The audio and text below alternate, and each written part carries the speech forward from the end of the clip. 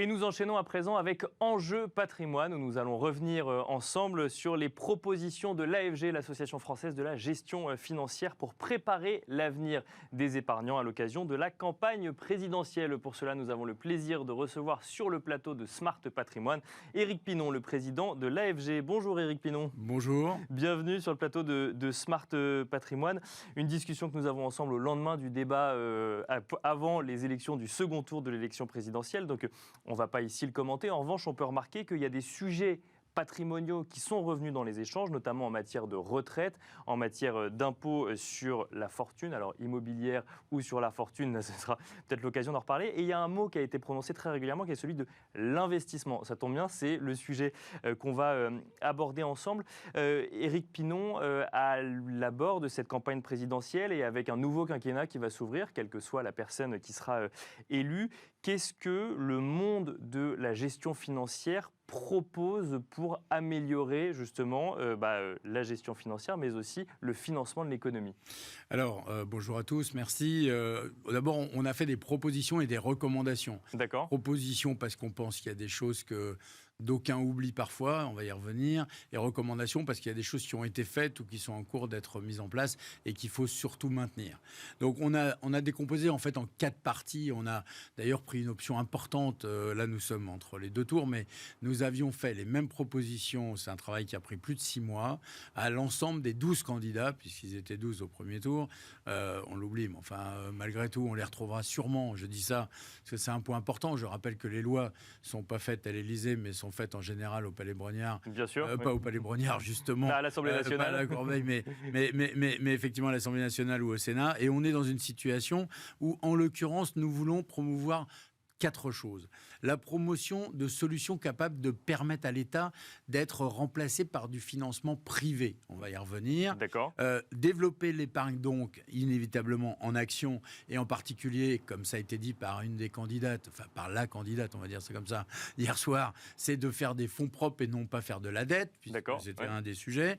Le sujet que vous venez de traiter dans le sujet précédent, qui est celui de la transition, parce que l'argent, et comme ça a été dit par M. Nguyen juste avant, on est dans une situation où l'argent qu'on nous confie est de l'argent à destination qui doit être utilisé pour des bonnes actions. Et puis enfin, mon 4e point, qui est, j'allais dire, ma permanence, qui est celui de l'éducation de l'investisseur. Parce qu'en fait, et je crois que c'est ça qui est important, pour répondre à la question de ce qu'on entend depuis quelques semaines, et entre les 2 tours hier soir sur la retraite, qu'elle soit à 65, à 64 pour les uns, qu'elle soit à 60 avec 42 annuités, qu'elle soit la fiscalité soit allégée, qu'elle soit gratuite pour les moins de 30 ans, etc. On a un sujet de durée de vie. On a un sujet de prise en compte de cette durée de vie qui coûte plus cher parce qu'elle est plus longue et qui coûte plus cher parce qu'elle est avec des dépenses plus importantes. La candidate expliquait qu'il y avait 9 millions de pauvres. Je ne sais pas quel est le seuil de pauvreté. J'aurais été en face d'elle, j'aurais posé la question, qu'est-ce que ça veut dire d'être pauvre?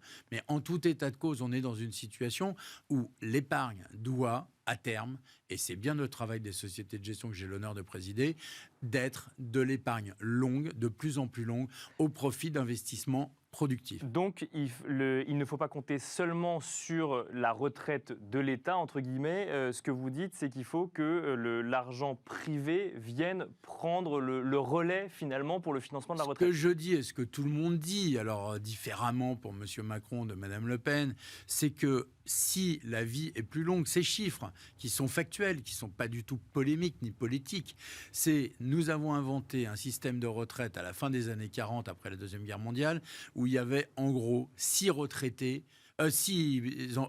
actifs pour un retraité qui vivait en moyenne 7 ans. Nous sommes aujourd'hui avec moins de 2 actifs pour un retraité qui vit en moyenne 20 ans. Donc, il n'y a pas besoin de faire beaucoup de calculs et en tout état de cause d'avoir pour comprendre qu'il y a un déséquilibre. Pour comprendre qu'il y a un déséquilibre. Donc, nous avons travaillé, et la loi Pacte et le PER, je ne vais pas faire la promotion de ce qui a été fait sur le quinquennat précédent ou en cours, mais on est dans une situation où il faut, et c'est ce que vous dites, et vous avez totalement raison, que les gens comprennent qu'il faut prendre en main pour eux une épargne longue au profit d'un complément de revenu. Le complément de revenu, qu'on soit à 1000 ou 1100 euros de minimum sur quelqu'un qui a des droits pleins, c'est une très bonne initiative, certainement. Pour autant, d'abord, on parle de droits pleins. Il y a beaucoup de gens qui ne sont pas en droit plein. Alors, je ne vais pas faire, comme certains ministres du président, parler de ma mère, mais effectivement, ma mère qui n'a pas travaillé plus de 5 ans parce qu'elle s'occupait d'élever ses 4 enfants, dont moi, elle n'aura pas le droit à ces 1000 ou ces 1100 euros parce qu'il y a un problème. Donc, oui, prise en considération par tous que l'argent que vous avez la chance potentiellement de pouvoir épargner, que les entreprises vous permettent d'épargner grâce à l'épargne salariale, grâce à ce qu'on appelle effectivement les abondements, grâce à peut-être une participation au capital, comme ça a été évoqué par certains. Alors, elle est différente pour l'un comme pour l'autre, mais tous ces sujets de répartition des richesses va être un bonus, mais un bonus qui doit être utilisé à terme et pas utilisé à court terme. Donc, d'un côté, on a un système par répartition, mais de l'autre, on capitalise aussi soi-même pour sa retraite. Il faut comprendre effectivement cette nécessité. Justement, toujours sur le sujet retraite, vous recommandez ou vous proposez de stabiliser la fiscalité de l'épargne au niveau de la moyenne européenne. Donc là, ça veut dire effectivement qu'il faut redevenir compétitif presque sur le sujet au niveau européen. Ça, c'est notre grand sujet. C'est le grand sujet de la France. C'est que la fiscalité de la France, elle change quasiment à chaque fois qu'il y a un changement politique. C'est pas possible dans un monde où nous sommes malheureusement ou heureusement, j'en sais rien, pas uniquement à travailler dans l'Hexagone, mais où il y a quand même des frontières ouvertes.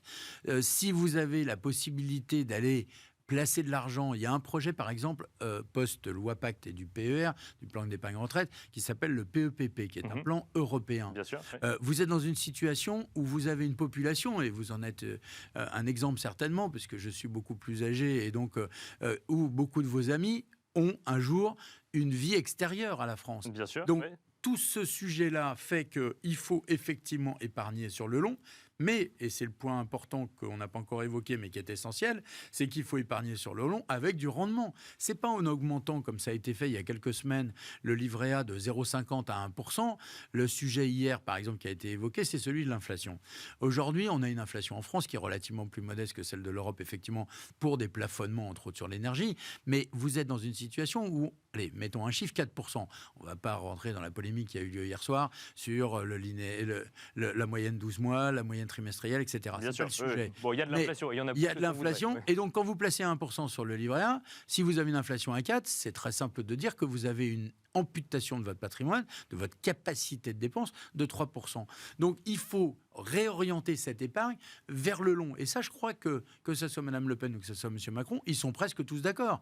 Il y a besoin de fonds propres. Mais qui dit fonds propres dit investissement long. Et qui dit investissement long dit, et ça c'est beaucoup de choses que j'ai déjà dites plusieurs fois et que je veux redire ici, c'est que ça permettra à tous de profiter d'une croissance du pays, d'une croissance des entreprises. Mais donc investissement long, c'est investissement en action, parce que c'est la deuxième proposition de l'AFG pour le coup. Bien sûr, investissement en action. Pourquoi ?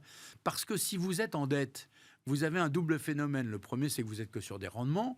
Le deuxième, c'est que vous endettez les structures avec ce qu'on appelle le bas de bilan. On ne va pas rentrer dans les détails. Ouais. Mais hier, ça a été un peu évoqué dans le débat dont nous parlons. Et la partie action a cet avantage, c'est que ça vous fait participer à la création de valeur. Par exemple, la question a été posée dans le débat hier soir en disant mais pourquoi on n'a pas des GAFA en France ? Alors, il y a, comme ça a été répondu par l'un des candidats, c'est effectivement encore faut-il qu'il y ait des gens qui ont envie de le faire. Bien sûr. Mais il faut surtout... Et un marché suffisant. Un marché suffisant et des financements suffisants. Mais c'est vrai qu'au tout début, que ça soit Apple ou je ne sais qui dans son garage, effectivement, il fallait qu'il y ait des gens qui aient envie d'investir. Donc oui, nous espérons pousser en action, mais pour le faire, on arrive au point 4 qui est celui de l'éducation. Il faut que les gens comprennent que l'action, c'est pas si grave que ça, que la variation, ou ce qu'on appelle la volatilité dans notre jargon professionnel, c'est-à-dire les écarts de cours, c'est pas si grave parce que sur le long terme, quoi qu'il arrive, on est plus gagnant ou plus gagnant sur ce genre de support qu'on ne le serait sur de la dette d'un côté ou sur des fonds dits garantis que sont le livret A ou le fonds en euros.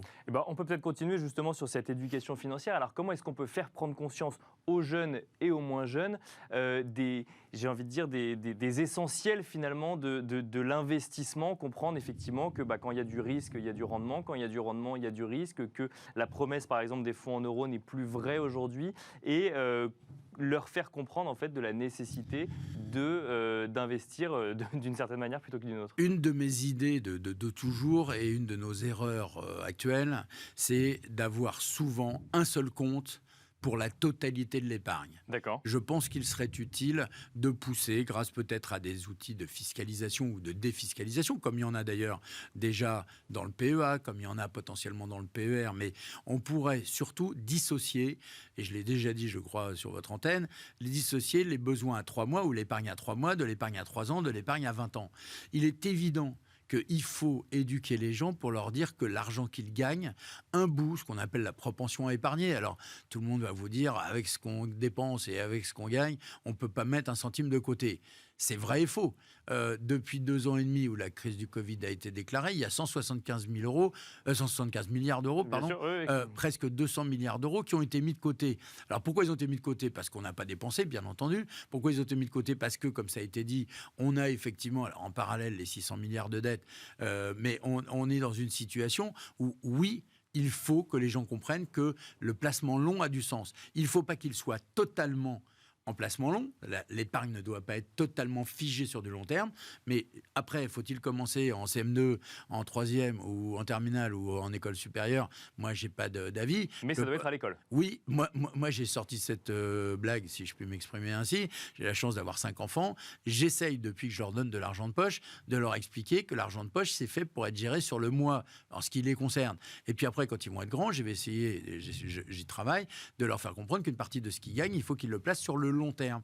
Mais si on ne commence pas avec la première partie, qui est celle de « je te donne de l'argent de poche pour payer, je sais pas quoi, la cantine, le machin, la sortie, où j'en passais des meilleurs », on est dans une situation où on ne leur permet pas de prendre conscience que la durée, la destination et donc le lien avec l'objectif est essentiel. Et pour l'ensemble de la population que nous avons le plaisir de gérer, c'est ce qu'il faut qu'on leur apprenne à faire. C'est-à-dire que les gens qui épargnent encore à ce jour, à la naissance d'un enfant par exemple, en livret A, j'en connais, c'est une erreur. Il faudrait faire des actions. D'ailleurs, nous avons demandé, ce qui n'est d'ailleurs a été obtenu par personne, en tout état de cause pas par le gouvernement actuel, on vient d'y revenir peut-être un jour, c'est un PEA jeune dès la naissance. Aujourd'hui, le PEA jeune a été autorisé à 18 ans, même si vous êtes encore chez vos parents, comme ça a été dit, mais bon, on aimerait un placement action long terme dès la naissance. Alors, donc, développer l'épargne en action, en particulier chez les jeunes. Il nous reste un dernier point à traiter. Si on parle d'avenir, on parle d'investissement durable. Ça a été évoqué effectivement dans l'interview précédente. Quelle est la position de l'AFG pour développer cet investissement durable à impact ou responsable? Comme ça a été dit effectivement précédemment, il y a le Tier 1 qui fait ça très bien ou qui est obligé de faire ça très bien. Donc ça, c'est les grands institutionnels. C'est les grands institutionnels qui ont des moyens, qui utilisent probablement, et c'est effectivement la société Kermit ou d'autres sociétés. Il y a après ça les 2 autres catégories, mais ce qu'il ne faut pas négliger, c'est que ce n'est pas ceux qui gèrent qui sont poussés par faire ce genre de choses. C'est aussi les gens qui nous confient leur argent. On est dans un monde où les gens qui nous confient leur argent sont de plus en plus exigeants. Moi, j'ai des clients ou des clientes qui, quel que soit leur âge, nous disent « Est-ce que vous placez bien avec de l'ESG, avec le E environnemental, avec le S social et avec le G gouvernance ?» Ça devient une exigence des épargnants. Mais bien sûr, oui. Le G, c'est l'histoire des rémunérations des dirigeants d'entreprise. Alors, il y a peut-être des exagérations. Moi, je ne suis pas pour le plafonnement parce qu'après, de nouveau, il y a une concurrence internationale.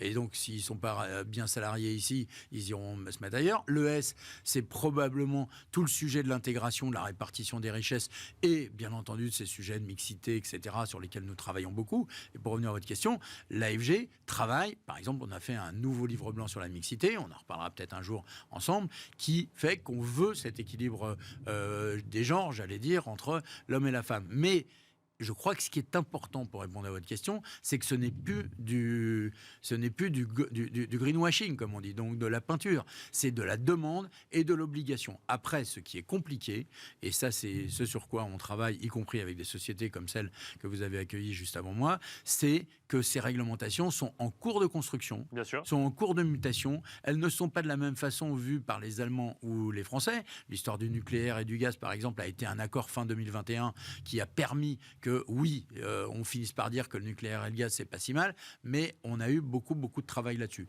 Donc, attention à ne pas aller trop vite, parce qu'une réglementation européenne est en cours, qu'une réglementation française est forcément bonne, mais elle est bonne si elle est je veux dire, adapté à ces contraintes. Ce qui a été très bien dit, et je termine par ça, c'est qu'il y a quelques mois, personne ne voulait ou semblait vouloir financer les problèmes, je dirais, militaires. Bon, malheureusement, le conflit ukrainien-russe fait que certains se disent c'est quand même dommage de ne pas refinancer, les Allemands en tête, comme vous l'avez vu. Donc oui, c'est plus un outil marketing, c'est un outil de demande et on ne peut pas y échapper.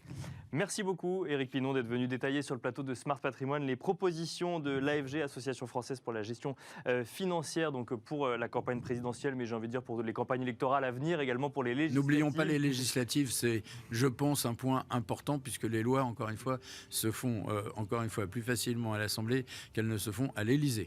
Merci Éric Pinon, président de l'AFG. Merci à vous de nous avoir suivis. On se retrouve demain à 13h sur Bismart pour un nouveau numéro de Smart Patrimoine.